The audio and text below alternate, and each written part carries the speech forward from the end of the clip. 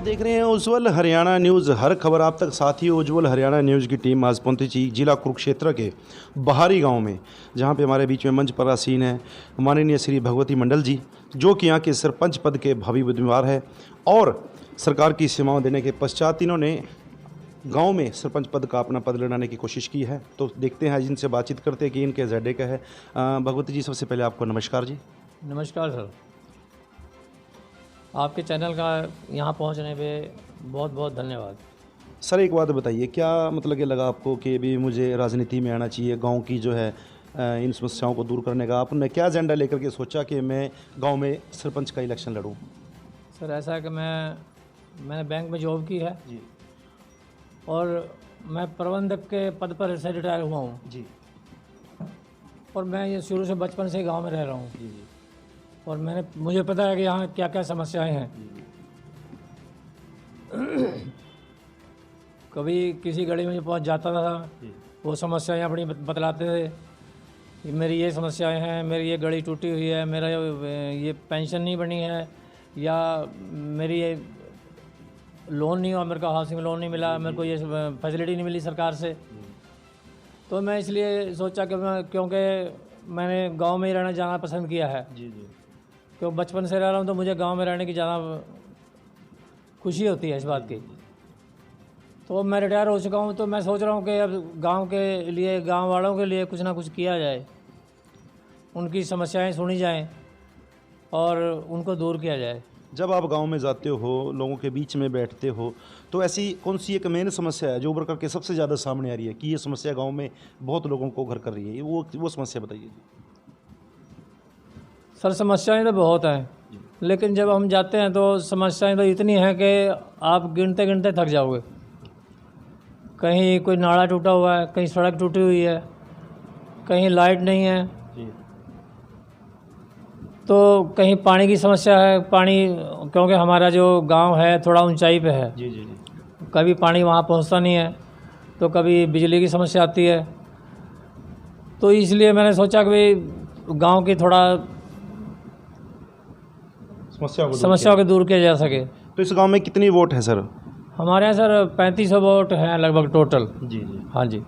तो एक बात और बताइए कि जैसे कि युवा हैं आजकल के, खेल कूद में बहुत भाग लेते हैं, तो उनके लिए कोई आपके गांव में कोई स्टेडियम वगैरह कुछ ऐसा कोई सुविधा है यहाँ पे? नहीं, हमारे यहाँ कोई ग्राउंड नहीं है जी खेलने के लिए। जी। कोई भी ग्राउंड नहीं है। तो उनके लिए कोई आपके गाँव में कोई स्टेडियम वगैरह कुछ ऐसा कोई सुविधा है यहाँ पे? नहीं, हमारे यहाँ कोई ग्राउंड नहीं है जी खेलने के लिए। जी। कोई भी ग्राउंड नहीं है।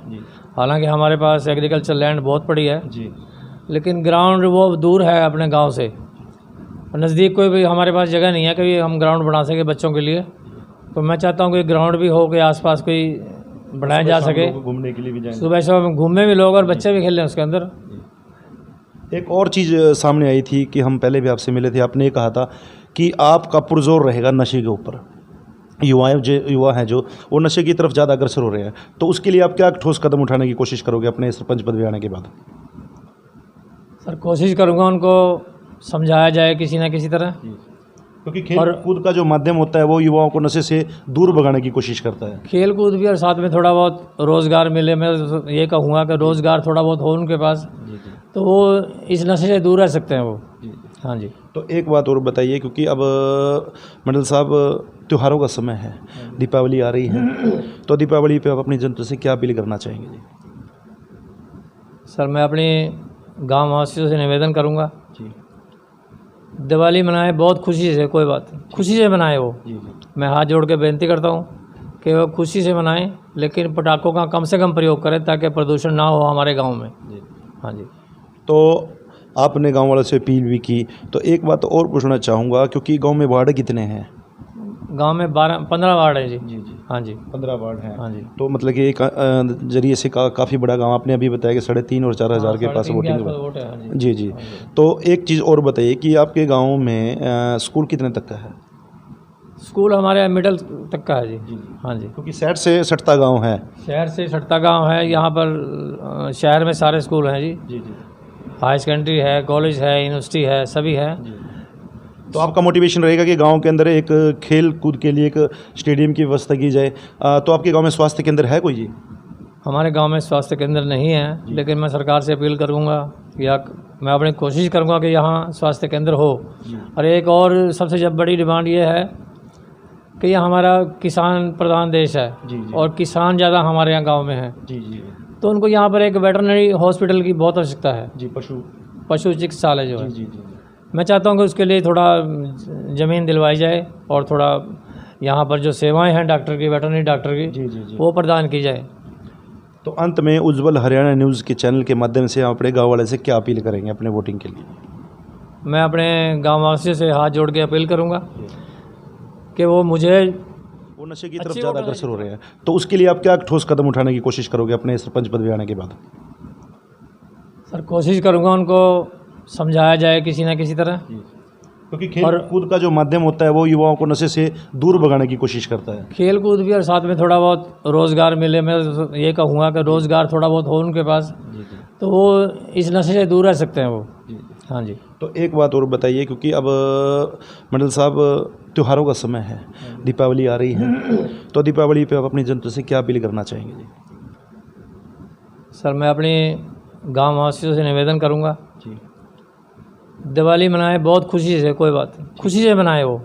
मैं हाथ जोड़ के बेनती करता हूँ कि वो खुशी से मनाएं, लेकिन पटाखों का कम से कम प्रयोग करें ताकि प्रदूषण ना हो हमारे गांव में जी। हाँ जी। तो आपने गांव वालों से अपील भी की, तो एक बात और पूछना चाहूँगा, क्योंकि गांव में वार्ड कितने हैं? गांव में 15 वार्ड है जी। हाँ जी, 15 वार्ड हैं। हाँ जी। तो मतलब कि एक जरिए से काफ़ी बड़ा गांव, आपने अभी बताया कि 3,500 और 4,000 के पास वोटिंग है जी जी। तो एक चीज़ और बताइए कि आपके गांव में स्कूल कितने तक का है? स्कूल हमारे मिडिल तक का है जी। हाँ जी, क्योंकि शहर से सटता गाँव है। शहर से सटता गाँव है, यहाँ पर शहर में सारे स्कूल हैं जी। हाई सेकेंडरी है, कॉलेज है, यूनिवर्सिटी है, सभी है। तो आपका मोटिवेशन रहेगा कि गांव के अंदर एक खेल कूद के लिए एक स्टेडियम की व्यवस्था की जाए। तो आपके गांव में स्वास्थ्य केंद्र है कोई जी? हमारे गांव में स्वास्थ्य केंद्र नहीं है, लेकिन मैं सरकार से अपील करूंगा या मैं अपनी कोशिश करूंगा कि यहाँ स्वास्थ्य केंद्र हो। और एक और सबसे जब बड़ी डिमांड ये है कि ये हमारा किसान प्रधान देश है और किसान ज़्यादा हमारे यहाँ गाँव में है, तो उनको यहाँ पर एक वेटरनरी हॉस्पिटल की बहुत आवश्यकता है जी। पशु चिकित्सालय जो है मैं चाहता हूँ कि उसके लिए थोड़ा ज़मीन दिलवाई जाए और थोड़ा यहाँ पर जो सेवाएं हैं डॉक्टर की, वेटरनरी डॉक्टर की, वो प्रदान की जाए। तो अंत में उज्जवल हरियाणा न्यूज़ के चैनल के माध्यम से आप अपने गाँव वाले से क्या अपील करेंगे अपने वोटिंग के लिए?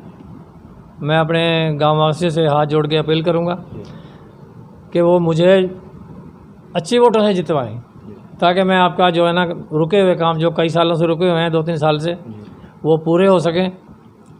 मैं यही आपसे हमारे गांव वासियों से अपील करूंगा।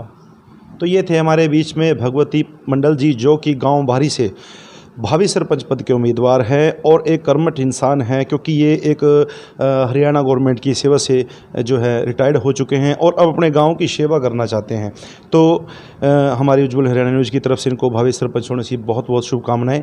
हम इनके उज्जवल भविष्य की कामना करते हैं। कैमरामैन पूजा जी के साथ में राजेंद्र कल्याण, जय हिंद।